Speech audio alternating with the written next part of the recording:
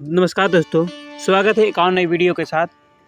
दोस्तों, आज के इस वीडियो के जरिए आपके साथ भगवान श्री कृष्ण की कहानी आपको बताने जा रहा हूं, जो आपकी सारी चिंताएं दूर कर देगी। दोस्तों, आपको इस कहानी से बहुत कुछ सीखने को मिल सकता है, इसलिए आप कहानी को अंत तक ध्यान से सुनिएगा। अगर इस कहानी आपको अच्छी लगेगी तो हमारे चैनल को सब्सक्राइब जरूर कीजिएगा। चलिए शुरू करते हैं। दोस्तों, इस कहानी की शुरुआत होती है एक बिजनेसमैन से, जो अपने बिजनेस को लेकर काफ़ी चिंता किया करता था कि क्या होगा आगे आने वाले कल में, कैसा होगा, मेरा काम कैसा रहेगा, उनके इस व्यवसाय का उनके बच्चे संभाल पाएंगे नहीं संभाल पाएंगे। दोस्तों, उस बिजनेसमैन को एक लड़का था जो उनसे काफ़ी बार कहता रहता था कि पापा, आप मुझे हमारे इस बिजनेस को संभालने का एक मौका दीजिए, क्योंकि अब मुझे बिजनेस करना आ गया है। लेकिन जो व्यक्ति कभी भी अपने बेटे को मौका नहीं देता। दोस्तों, एक दिन इस बिजनेसमैन को दिल का दौरा पड़ जाता है और उसके चलते उनको हॉस्पिटल में भर्ती किया जाता है। जैसे ही ये खबर उनके बेटे को पता चलती है, उनका बेटा दौड़कर हॉस्पिटल में पहुंच जाता है। बेटा हॉस्पिटल में पहुंचने के बाद उसने देखा कि उसके पापा एडमिट हैं और डॉक्टर ने उससे कहा कि आपके पापा अब पहले से थोड़ा ठीक है और धीरे धीरे करके वो रिकवर हो जाएंगे, ठीक हो जाएंगे। फिर उस लड़के ने अपने दोस्तों को कॉल करके बुला लिया। फिर उसका दोस्त वहाँ पर आ गए और पूछता है कि क्या हुआ भाई। फिर उस बिजनेसमैन के लड़के ने अपने दोस्तों को कहा कि मेरे पापा को दिल का दौरा आया है और उन्हें हॉस्पिटल में एडमिट कर दिया हूँ। उसके बाद उस बिजनेसमैन का लड़का अपने दोस्तों को कहा कि चल ना, ज़रा बाहर चल के आ जाते हैं, बहुत देर हो गई है। जब दोनों अस्पताल के बाहर निकले तब उनको एक आइसक्रीम वाला दिखाई दिया। मैन के लड़के ने अपने दोस्तों से कहा कि भाई आ जाओ, आइसक्रीम खाते हैं। ये बात सुनकर उसका दोस्त थोड़ा चौंकता है और मन ही मन कहता है कि अरे क्या पागलपन है, पापा अंदर भर्ती हैं और यहाँ पर आइसक्रीम खाने को सोच रहा है। फिर उन दोनों ने आइसक्रीम खरीद लिया और दोनों आइसक्रीम खाने के लगे।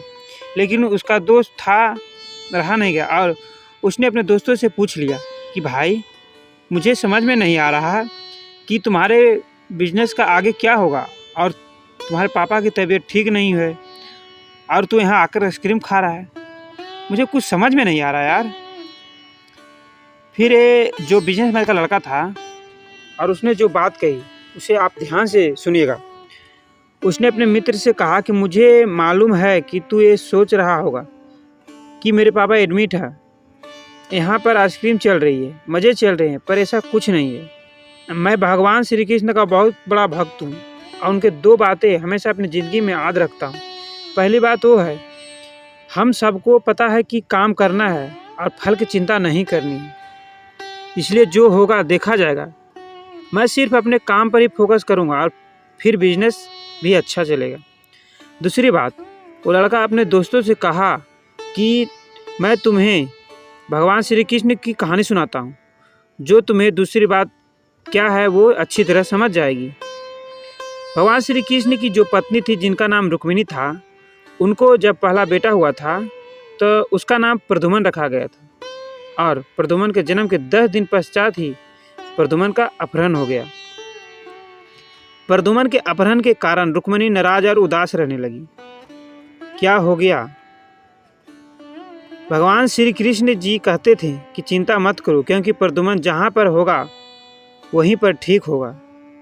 लेकिन इतना समझाने के बावजूद भी रुक्मिणी अपने बच्चे की चिंता करके उदास और निराश रहा करती थी और इस चिंता करते करते रुक्मिणी को 18 साल बीत गए। 18 साल के बाद द्वारका में जब प्रद्युम्न की वापसी हुई और जब प्रद्युम्न द्वारका में वापस आए तो उनके साथ में उनकी पत्नी मायावती भी थी। जब समस्या ये थी कि मायावती की उम्र प्रद्युम्न से 20 साल ज़्यादा थी, वहाँ रुक्मिणी पहले तो खुश हुई कि बच्चा वापस आ गया और फिर दुखी हो गई क्योंकि इतनी बड़ी लड़की से शादी कर ली। इसलिए रुक्मिणी फिर से भगवान श्री कृष्ण जाकर कहने लगी, ये क्या हो गया?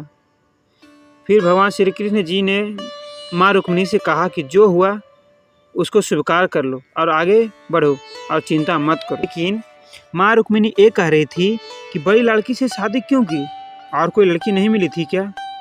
और इस बात को स्वीकार नहीं कर पा रही थी। इसके कारण 2 साल तक माँ रुक्मिणी दुखी और निराश रही। लेकिन 2 साल बाद रुक्मिणी ने स्वीकार किया कि प्रद्युम्न ने जो शादी करी थी वो ठीक है, इसके लिए ज़्यादा चिंता करने की कोई ज़रूरत नहीं है, और उस शादी को उन्होंने स्वीकार कर लिया। तरीके से माँ रुक्मिणी जी ने अपनी ज़िंदगी के 23 साल उदासी में बिताए। इस कहानी को ख़त्म करते हुए लड़का अपने दोस्तों से बोला कि मैंने अब स्वीकार कर लिया हूँ क्योंकि भगवान श्री कृष्ण कहते हैं कि जो हो रहा है उसे स्वीकार कर लो, ज़िंदगी अपने आप सहज हो जाएगी। दोस्तों, ये छोटी सी कहानी हमें 2 बड़ी बातें सिखाती है, और यही बातें आपके साथ शेयर करना चाहता हूँ। हमारी ज़िंदगी में जो कुछ भी घटता है उसे स्वीकार कर लेना चाहिए, और फिर ज़िंदगी में आप सहज हो जाएंगे। हमारे नियंत्रण के जितने भी चीज़ होंगी उन चीज़ों पर हमें ज़रूर नियंत्रण रखना चाहिए, लेकिन जो चीज़ें हमारे नियंत्रण से बाहर है उन चीज़ों पर को हमें स्वीकार कर लेना चाहिए। अगर हमने स्वीकार नहीं किया तो हमें भी माँ रुक्मिणी की तरह बहुत सालों तक उदास रहना पड़ेगा। दोस्तों, मुझे उम्मीद है कि कहानी आपको ज़रूर अच्छी लगी होगी। अगर अच्छी लगी तो कमेंट में जय श्री कृष्णा ज़रूर लिखिएगा। अपने दोस्तों के साथ ये कहानी को शेयर कीजिएगा। मिलते हैं एक और नई कहानी के साथ, तब तक धन्यवाद।